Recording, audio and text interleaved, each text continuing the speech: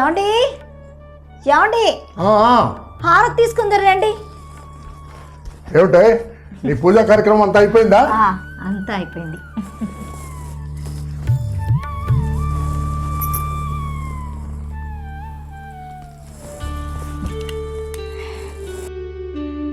హారతి తీసుకో.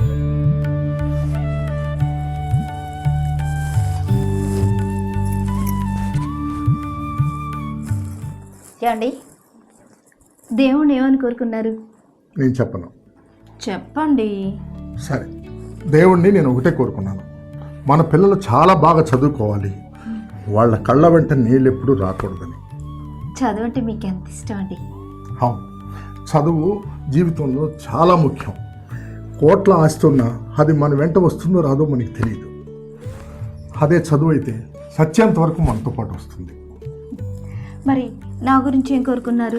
నీ గురించి ఏం కోరుకోవాలో ముందు బ్రేక్ఫాస్ట్ రెడీ చెయ్యి. నువ్వెప్పుడు మాతో హాయిగా ఉండాలని మాత్రమే కోరుకున్నావు. పిల్లల్ని స్కూల్లో దింపాలి, ముందు బ్రేక్ఫాస్ట్ రెడీ. సరే సరే రండి. అరే ఏంటి మీరు బ్రేక్ఫాస్ట్ చేస్తారా? అవునా సంధ్య, నాకు త్వరగా బ్రేక్ఫాస్ట్ పంపించు. అలాగే. నేను పిల్లల్ని స్కూల్లో దింపి రావాలి.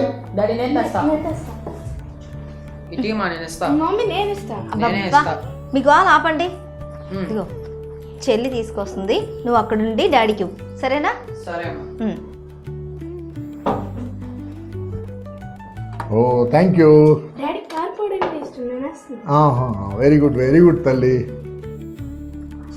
ఓ ఓకే ఓకే ఓకే. బా ఇవాళ దోశలు చాలా బాగా కుదిరినాయి. ఎంతైనా మీ మమ్మీ వంట సూపర్. పదండి పదండి, స్కూల్ టైం అండి, పదండి.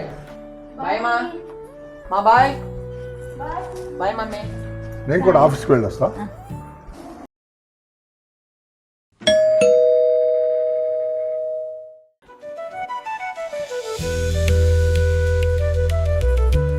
పిల్లలు వచ్చారా? వచ్చారండి. ఇదిగో డబ్బు. ఏంటి ఎంత డబ్బు ఇచ్చారు? ఇది పిల్లల ఫీజుకి. నువ్వు కంచిపట్టు చీర కావాలన్నావు కదా, అది కూడా. మరి మీకు? నాకా ఈ కర్చీఫ్ టంటడాయ్. చూడు సంధ్య, మీకోసం నేను కానీ నా కోసం నేను కాదు. వాళ్ళు బాగా చదువుకోవాలి. నేను బ్రతుకున్నంత కాలం వాళ్ళ కళ్ళలో నీళ్లు చూడకూడదు. ఏంటండి ఆ మాటలు? అంటే వాళ్ళు ఎప్పుడూ నవ్వుతూ ఉండాలనే, అంతకు మించి ఏం లేదు. చాలండి, ఊరుకోండి. రండి రా పడుకుందాం.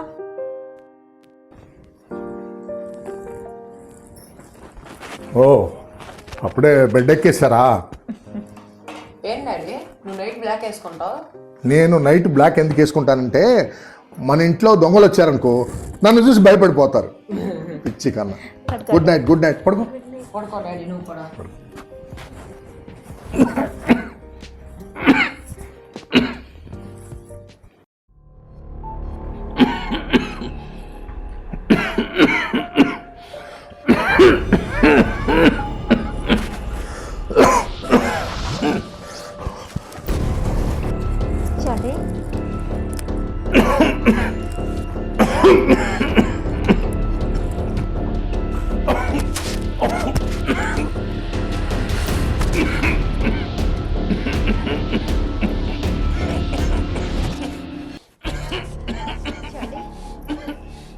చూడండి. చూడండి చూడండి ఏంటండి ఇది? చూడండి ప్లీజ్ ప్లీజ్.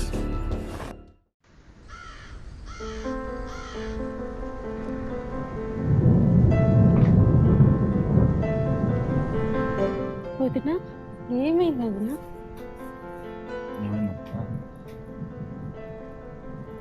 ఏం లేదురా, బావకు కొంచెం ఒంట్లో బాగాలేదు. రాత్రి నాకు కొంచెం భయంగా అనిపించింది.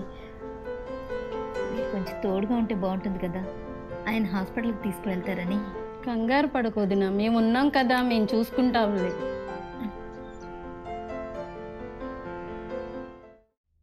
టెస్ట్లు అవి రాస్తాను, ఒకసారి టెస్ట్లు చేయించుకొని రండి, తర్వాత చూసి చెప్తున్నాను. టెస్ట్ చేయించేసి తీసుకురా. హరిగా ఎవరండి? డాక్టర్ గారు పిలుస్తారు.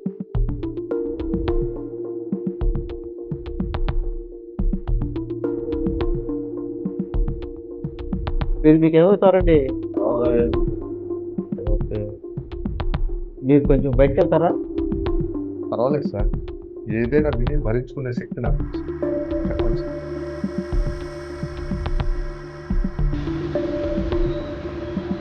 కిషోర్, నువ్వు నాకు మాట ఏంటి బాబా మంత్రి బ్రతుకుపోతాడు. డాక్టర్ చెప్పిన విషయాలు ఏమి అదేంటి బాబా? సింగపూర్ వెళ్తే ట్రీట్మెంట్ దొరుకుతుంది. ఉన్న డబ్బంతా నా ట్రీట్మెంట్కే అయిపోతుంది. పిల్లల భవిష్యత్తు అంబేద్కర్ అయినా తగ్గుతుందని నమ్ముతున్నాను. కానీ బావా కిషోర్, వాదనకు దింపావా? నేను చెప్పింది వింటావా? అలాగే బావా. సరే, నేను పవన్లో వస్తాను.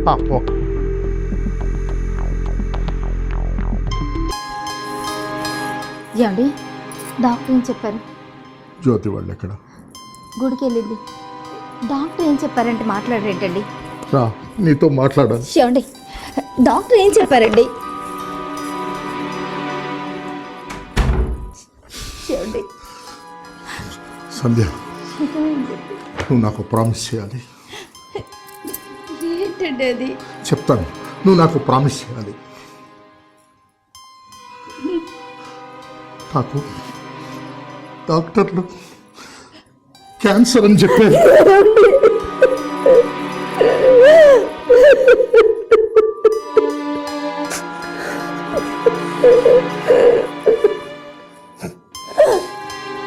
దయచేసి ఈ విషయం పిల్లలకు చెప్పొద్దు. ఎలా అండి? ఎలా భరించాలి? భరించాలి సంధ్య, భయపడకూడదు.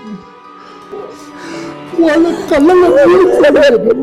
సంధ్య, వాళ్ళ కళ్ళల్లో నీరు చూడదు. ప్లీజ్ భరించాలి. ధైర్యంగా ఉంది.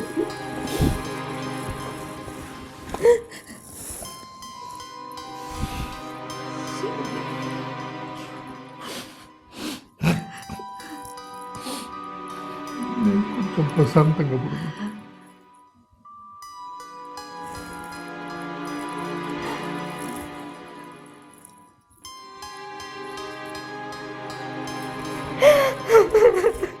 ఏమైంది? పడుకోండిరా. మమ్మీ, ఎందుకు డాడీ ఈరోజు అక్కడ పడుకున్నాడు? రోజు ఇక్కడే కదా పడుకునేది. అది డాడీకి ఆఫీస్ వర్క్ ఏదో ఉందంట, అందుకే అక్కడ పడుకున్నారు. మీరు పడుకోండి.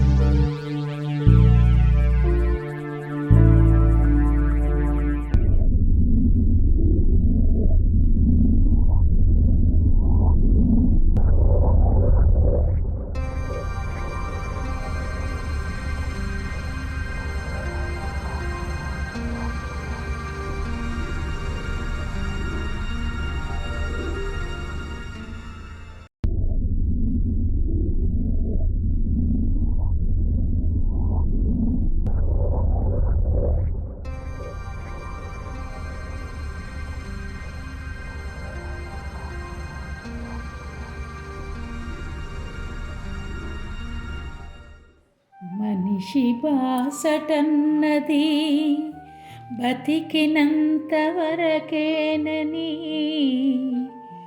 గుండె ఆగిపోయాక బతుకు వెలితి తెలిసింది. మనిషి బాసటన్నది బతికినంత వరకేనని గుండె ఆగిపోయాక బతుకు వెలితి తెలిసింది. వాడిన ఆశలు తలచి వగచి వగచి విలపిస్తే, వాడిన ఆశలు తలచి వగచి వగచి విలపిస్తే ముందర కాలమంతా కన్నీరే మిగులుతుంది. ముందర కాలమంతా కన్నీరే మిగులుతుంది. అమ్మకైతే ధైర్యం చెప్పాను. ఇక మీరు కన్నీటిని విడిచిపెట్టి జీవితంలో గొప్పగా చదివి ప్రయోజకులైతే అది చాలు నాన్న. నాకు హిట్లు నాన్న.